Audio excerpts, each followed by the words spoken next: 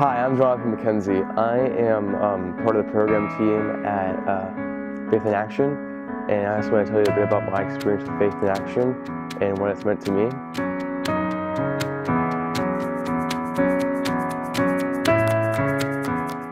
So about 2 years ago, and during the summertime, I went to my first Faith in Action. It was at my church, Grace Bible Church, and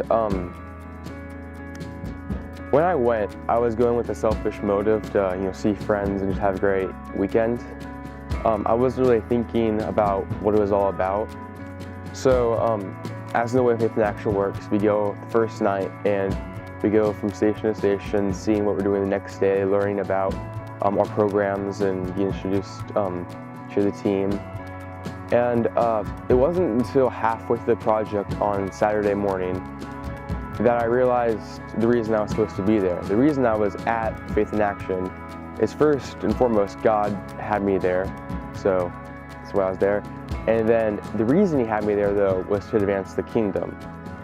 And after I realized that what Faith in Action is all about is advancing the kingdom, it changed my perspective on what I was doing and why I was serving.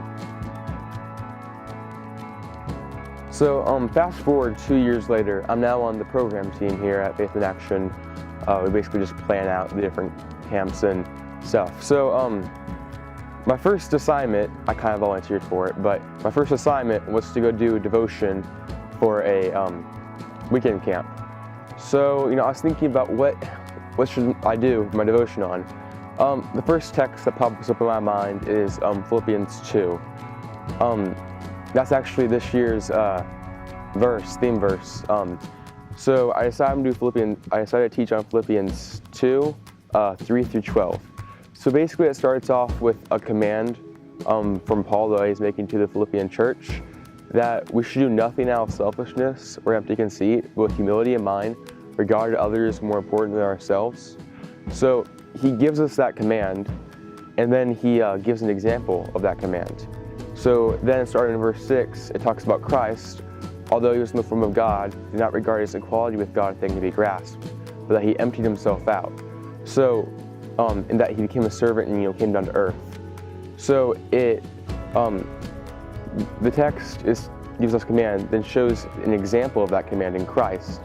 But it keeps on going on. In verse 8, it says, being found in appearance as a man, he humbled himself even to the point of death, even death on a cross. So, not only did Christ come as God on earth, but He came as a servant to go die for people. So, I found this like the perfect text to talk about for that devotion of Faith in Action, because our focus shouldn't be having a fun weekend, it should be serving others just like Christ did.